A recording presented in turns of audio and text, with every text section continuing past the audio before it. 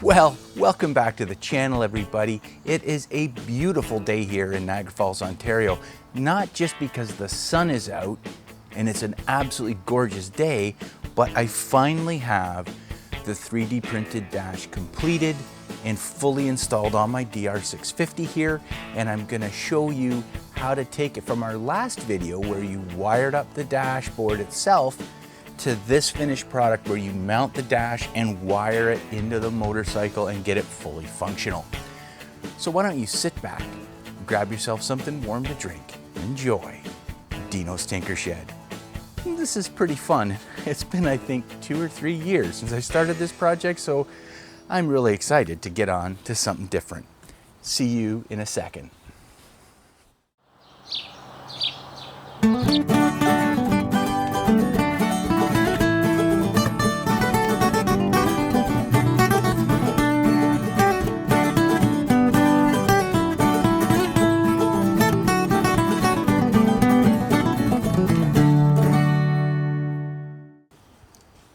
Okay, so we're gonna start with a couple follow-ups where we left off in the last video. In the last video, we fully wired the dashboard itself, the main component, minus 2 things. One was I still needed to wire in my carburide system, which I've done to this point. It's exactly the same thing as how we wired in these 12-volt sockets. So depending on what accessories you want to hook in, whether they're heated grips, a carburide like this, a different kind of GPS, you're going to have to do a little bit of thinking to figure out how you're going to use those 2 additional circuits over there, but you wire them in exactly the same way, so it's not really a big deal. The second thing was I left it without putting in a connector for the trigger wire for the solenoid, or sorry, the relay underneath the dash. If you remember, this particular unit uses an existing keyed auxiliary cable that Suzuki provides under the dash there, and it triggers the relay to provide the full power from the battery to all of your accessories under the dash. I believe I mentioned that I was going to get some 2-wire connectors, which I've done here. These are just simple wires that I got off of Amazon. I think I got 6 of these for under $10. And they're a complete weather pack seal connector, similar to what I had, except they come with pigtails so you can solder them and shrink tube them into the bike, make a complete waterproof circuit without having to have special crimping tools that you may only use once to put this thing together. So I thought these might be a better option for most people out there. The biggest comment I got when I talked about this in the last video was people said, you know, those connectors are available from Suzuki, the stock corresponding connector. You can buy those. And I looked into it, and yes, you can do that. But from what I understood, you still need a special set of crimping tools to sort of fix the pins within that connector. So for this video, I am going to recommend using an aftermarket weatherproof pigtail connector like this, so that you can easily wire it in and you don't need any special tools to do it. You just need some solder connectors, or if you really wanted to get really basic, you could even use crimp connectors and shrink tubing on there to seal it all up. So that's what I did, and that's what you're going to see when we start the video here. The other thing is, because I already have an aftermarket dash and I already have an aftermarket headlight in my motorcycle, as well as a safari tank, not a stock tank, I went back into the archives and dug up some footage on how to remove the fairing from a factory dashboard or a factory DR without a dashboard, and how to remove your tank from the motorcycle without an aftermarket tank. So that footage is a little older. It's got my buddy Carl in there. So Carl, shout out to you again. But the footage is a little older. I had older cameras. Some of it's a little out of focus, but I hope you can tolerate that until we get into the meat of the video itself. So without further ado, let's get the old fairing off and let's get the tank off the bike, and then we'll start by wiring up from the battery up here to the front of the bike. Okay, let's get going. Now the tank really is easy to get off, but it starts by taking off the seat, and that starts by taking off these side panels that are held on with one Phillips head bolt, and then they slide down like this, and that reveals these 12mm headed bolts that hold the seat on. So now that we got one panel off, let's take off the left hand side. We'll slide that off, and then we'll get to work on these 12mm headed bolts here. So there's one on each side, and they're pretty easy to take out. Now once you get these out, you basically just push down on the front of the seat and slide it back, and the whole seat comes off. It's really quite easy. Next, we're going to focus on... Okay, I'm going to hit the brakes here because the last time I showed this video, I gave some bad information and you all called me out on it, which is fantastic. For some reason, I had a brain fart and I told everybody to take the fuel hoses off. You need to put the petcock into the PRI or prime position, which is absolutely incorrect. What you want to do is place the petcock in the reserve position, which it is currently in, or the 180 degrees rotation to the on position, which is right here. Because the stock DR650 uses a vacuum port to open and close fuel in the on and reserve positions, you leave them in these positions when you want to take the fuel hoses off. If you put it in the prime position, which I initially suggested everybody do, well, that allows fuel to free flow when the machine is turned off and fill the carburetor so that it's easier to start. I made the stupidest mistake by asking people to do that. So I'm correcting it here and now and saying put it in the on or the reserve position before you proceed any further than right now. Okay, go on and get her done. And then we're going to take off the fuel hose. And I like to take it off at the carburetor, so I just loosen one of the clamps and slide it off. And I catch any excess gas in a cup here just to make sure it doesn't go anywhere. There's not a lot. Next, we have to take off the vacuum hose that keeps the petcock closed on a stock DR. So this is that hose right here. And I'm just going to slide this clamp back with these needle nose pliers. And then this hose comes off as well. It's pretty easy. Now we're going to take off these two bolts. They've got 10mm heads on them. Once that's done, the tank itself basically just lifts off. There's really not a lot else holding it on other than a couple rubber pucks underneath the tank that are attached to the frame rails, and you'll see that in a minute.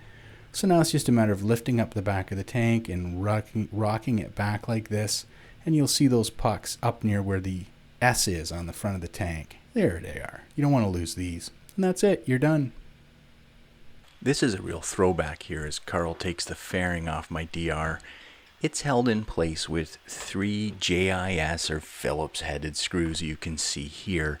And it also has these special washers.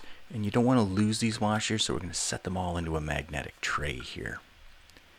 Once you get those 3 off, the fairing comes right off, exposing the headlight and the wiring package underneath the fairing. Now mine's already been modified, so I've got some zip ties on it. The stock one comes with this little Velcro bag, I guess, to help keep the wires contained and allows them to move around. I've already upgraded my headlight to a Cyclops headlight bulb at this point, so I have this little transformer thingamahoogie in here that I need to get out. But your headlight bulb, if it's a factory bulb, will have this connector here plugged directly into the back of your headlight. You just wiggle it and pull it out, and you can then remove the headlight assembly. To do that, it is held in place with 4 bolts, and you can see my super zooming techniques back in the early days of this channel. This is a little bit better view of this. It's got these 4 screws that go through these rubber isolating grommets on the bracket that holds the headlight on, and then you can just pull it off like this, and you're done. So underneath all of this housing, your fairing, you're going to find this jumble of wires underneath that little pouch. The wire that we're going to look for is this one here. Now my motorcycle is a 2009. I believe they're all the same. But the wire that you're going to look for is the one that has a brown wire and a black with a white stripe. And it will have a different connector on it than mine. It'll be a white plastic connector. I don't see one under here. It'll be similar to this, only it'll be a 2-wire connector. And it just terminates here. And this wire is a keyed accessory wire, meaning that it has no power to it when the motorcycle is turned off. But when it's turned on, it is fed power through this brown wire here, which gives us the ability to turn on and off that relay that's under the dash. So this is the one that we are going to put the corresponding pigtail onto. I'm going to cut this weather pack off, and I'm going to extend these wires a little bit with that pigtail that I bought, and I'll shrink tube them exactly the same way. I'm going to clean these down with a little bit of alcohol because I did have them with some black tape on there, so there's a little bit of residue, and clean that off, and then we'll install our pigtail onto these wires.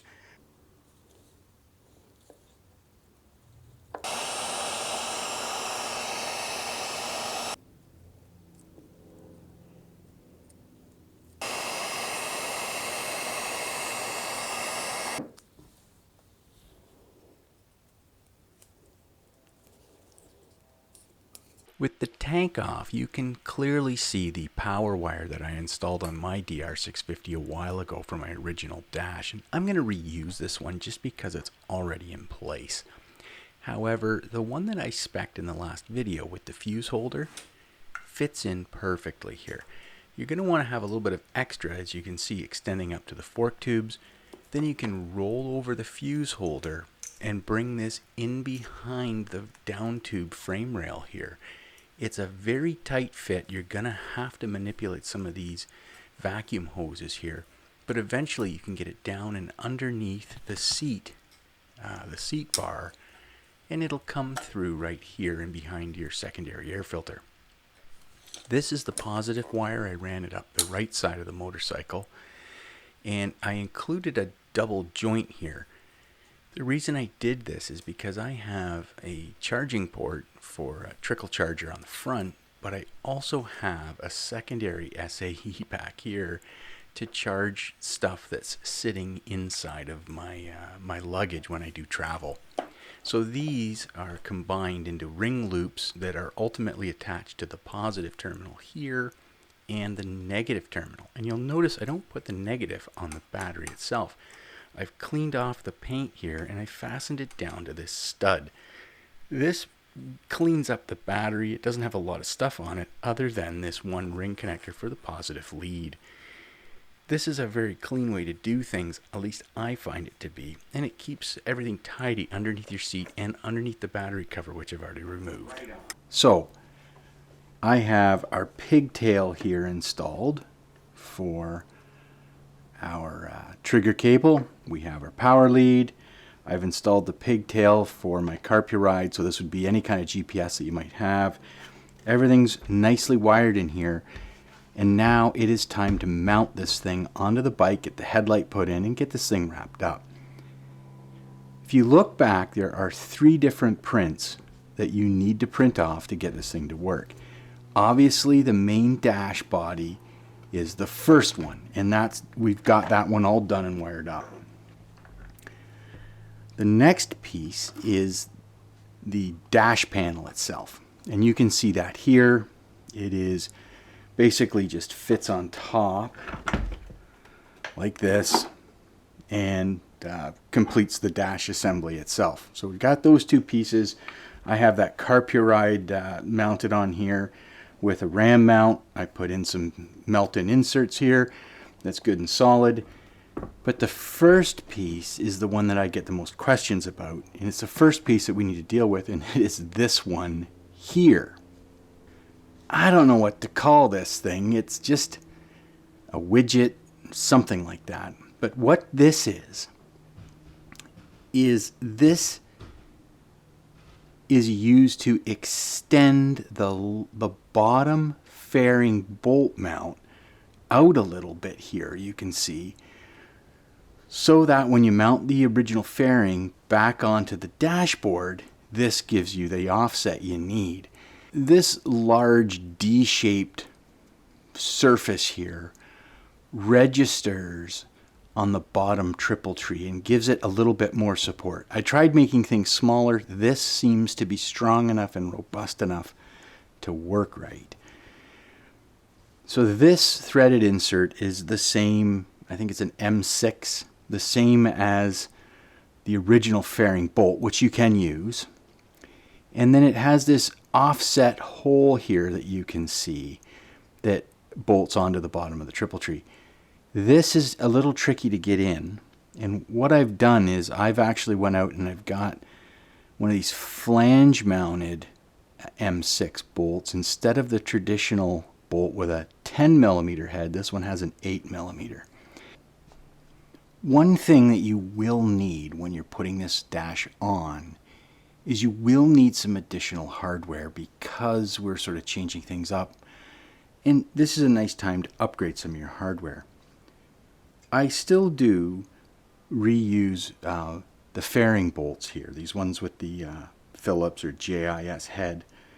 I do reuse those to hold the fairing onto the dash, but then I need to replace those with another M6 size bolt to hold the dash onto the frame of the headlight assembly itself.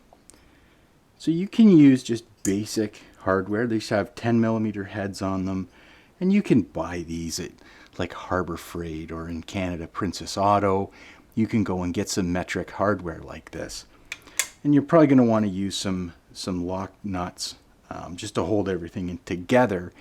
Because this is plastic, you don't want to over tighten it. So lock nuts, nylock nuts, are really nice because you can compress them as much as you want, and they should hold there without vibrating free. Now, if you're like me and you like hardware to look consistent and high quality, you may want to look at something like these track packs here from Bolt. I bought these at my local motorcycle dealer. I just went down there, and they typically have these in their service areas pretty much for the motocross crowd, believe it or not. They'll buy these and bring them with them in case they lose a fastener out on the course.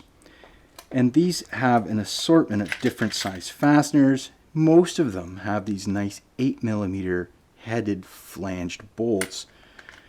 So they have almost an integrated washer into them. They come with a series of different sizes. So you might need to buy a couple packs to get all of the fasteners that you want, or you can order these off of Amazon.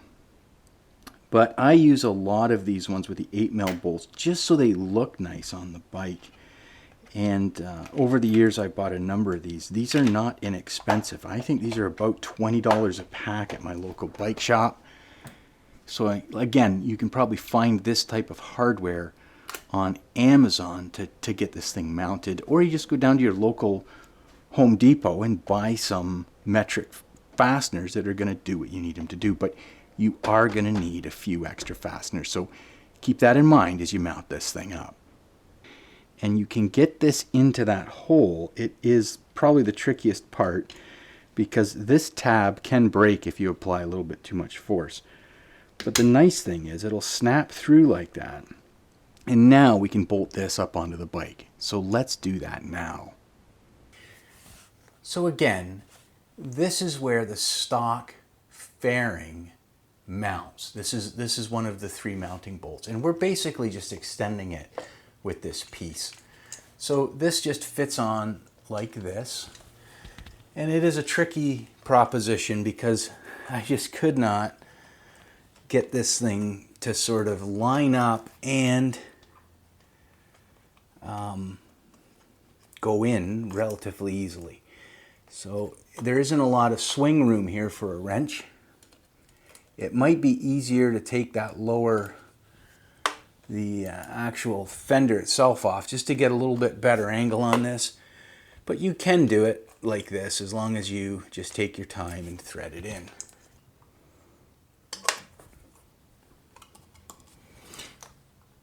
Okay, and that is fairly robust. And as you can see, as wind pushes against it, it gets some support from the fork tubes itself. So that's the first piece that you need to put on.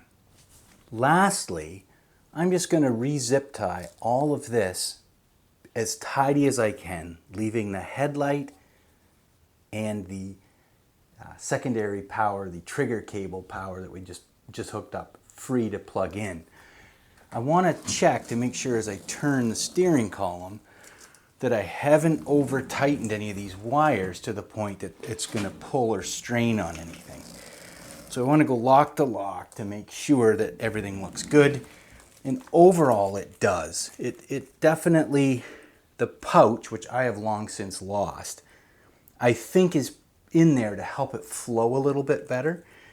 I don't try to over tighten this stuff, but to me it looks good. I don't see it pulling on anything too tightly, and it should work out just fine, which now allows us to get to the part where we mount the actual fairing up on here.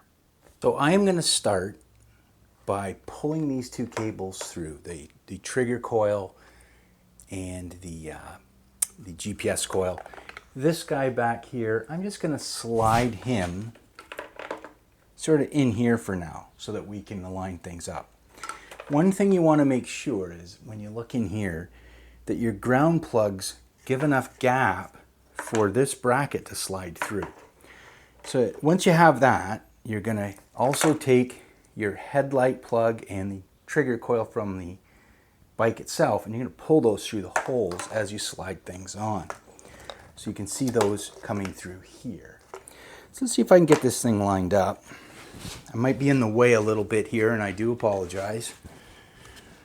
You're going to have to sort of massage the cables in until you can get it lined up so you can put a fastener in the top hole here. So you want to have these ready. Here's one. There we go. These are a little tricky to line up, but you can get them.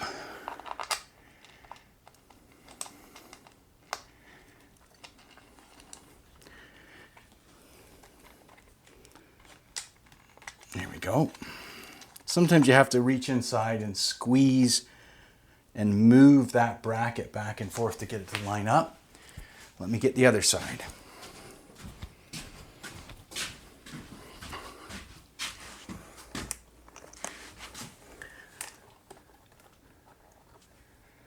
This one's a little trickier because the brake hose is in the way. But I'm just going to finger tighten these down. I'm not going to overly tighten them. And then I'm going to go in and I'm going to use the nuts and bolts to go through and fasten the remaining two holes in place.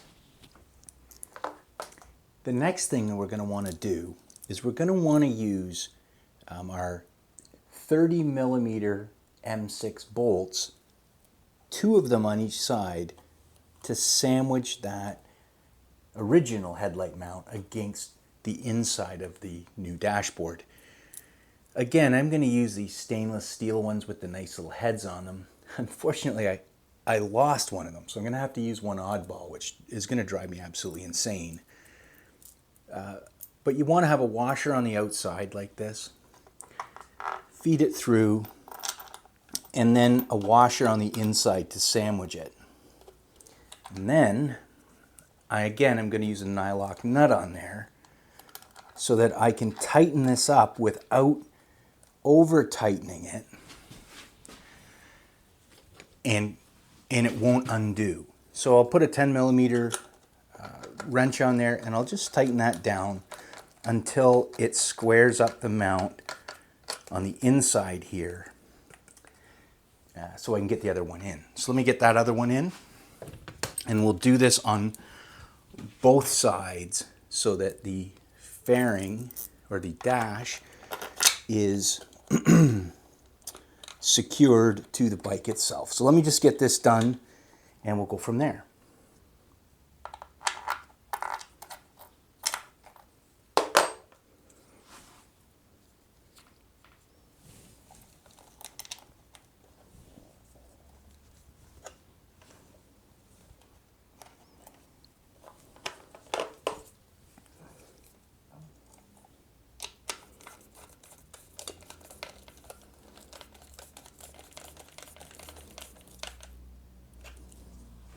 With the dash now fully tightened on here, it is incredibly rigid. How strong that is still blows me away.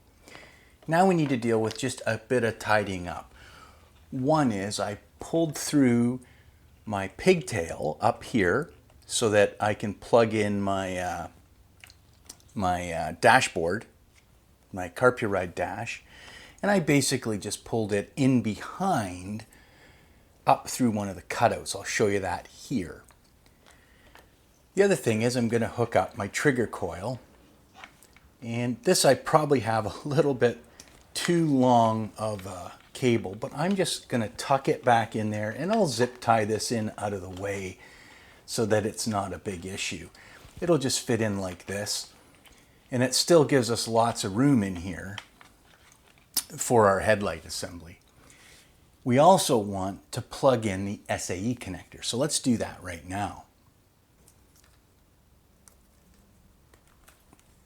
And I'm just going to let it sit like this so it has a little bit of room to articulate as you steer. It moves in and out underneath the fuel tank itself. It's a pretty easy spot, easy to connect and disconnect if you want to.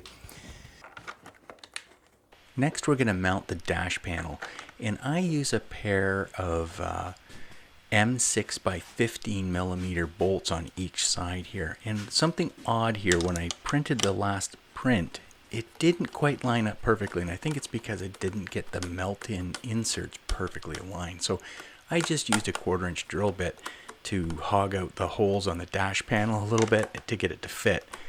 You don't want to force these because you can over tighten them. Just snug them down to avoid any catastrophes, and I know this from experience. And here is why you don't over tighten it. I've got a crack in this dash because I over tightened this right here. I don't know if you can see that or not. I think it'll be okay. I'll just super glue that. But like I say, this is a work in progress. Even though it's online now for you to print, I was hoping that wouldn't happen. And man, oh man, I don't know what I did there. Okay, anyway, I'll glue that up and keep carrying on.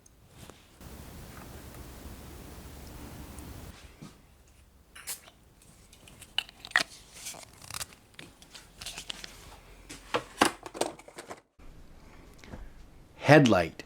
So again, I did design this whole dashboard around this LED light, which is about the same size and the same depth as the original. It's much, much lighter. It fits in there really well, and it's easy to adjust because you can basically just pivot it up and down to align it up and down. The only disadvantage to this that I can see is there's no real way to align this light left to right the same way that you can with the factory headlight. Will the factory headlight work? I'm sure that it will. I honestly have not tried fitting this up, and I'm not going to because, like I said before, I wanted the brightness of the LED and a little bit lighter weight on that plastic so that it doesn't have as much stress. So we're going to cover this, but if you are attempting to sort of fit your original stock headlight, let me know in the comments how that goes and if there's any problems that you see so other people can understand it. I always plug this thing in first. I'm not going to bother with the daytime running light. The low beams are always on. But you could wire this into that trigger coil that we had there, and when the dash turns on, you could wire this up into a separate circuit and it would come on. Maybe I'll do that. I've got one extra circuit anyway. I could easily do that. But we're going to plug this in first, and then we're going to mount it and put in a couple screws through the top here, a couple bolts, and then we can align this to get it to where we want it. So let's do that. The headlight assembly just plugs into the standard port here, and you're just going to want to make sure you orient the light facing upwards with the brass riv nuts facing the top. So tuck all the wiring harness back inside, and then it is a bit of a tight squeeze here because the upper nut certs are a little wider than the bottom. I use a screwdriver to get it perfectly lined up before I use an M30 or an M6 by 30 bolt in here with a washer that fits into the recess. And I think it's a 1/4 inch washer, but I'm sure an M10 or an M6 washer would fit in there as well. And I'm just going to lightly snug this down. I don't want to over tighten it at this point especially. And I'll do the same on the other side. This is going to allow this light fixture to pivot. And this is why, because it's slotted on the bottom. To fasten this, we're going to use a nut washer sandwich with the bolt to grab a hold of this and make adjustments possible. I'm going to use another M6 by 30 with a washer. I'm going to push it through and then capture another washer in between the bracket and the dashboard. And this is a little tricky, but I know you can do this. Once you get that, you slide the headlight assembly downwards, push the bolt all the way through, and then we're going to use another washer on the inside and ultimately a nylock bolt or nut to tighten the whole thing down. And once you get your headlight aligned, you can come back in and snug these down. And this is the result. Everything's working, and look, even the dash lights up. Pretty successful, I think. Now, all we got to do is mount the fairing back on. Wow. The last thing we need to do is mount this up. And it uses the factory bolts in the factory locations to mount this up. However, because I'm using an LED light and not the stock original here, I have had to come in and trim around the perimeter to give it enough access to fit through the hole. It's just a little bit bigger than the factory. So you're going to have to sort of set this up against the bike. I used a magic marker, like a mark saw, and then I came in with an X-Acto knife and sort of gently shave this away is how I did this. I just kept shaving and shaving until I got it down to where I wanted it.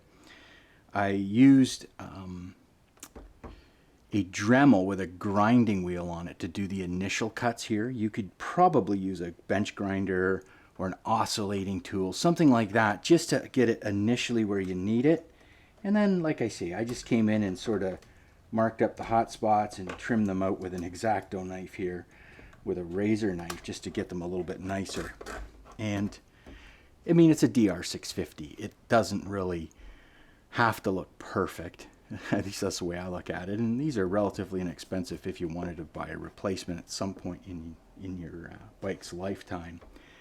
So now let's just bolt this up and see what it looks like. Start by gently stretching the fairing itself and lining up the bolt holes here with the fairing holes themselves.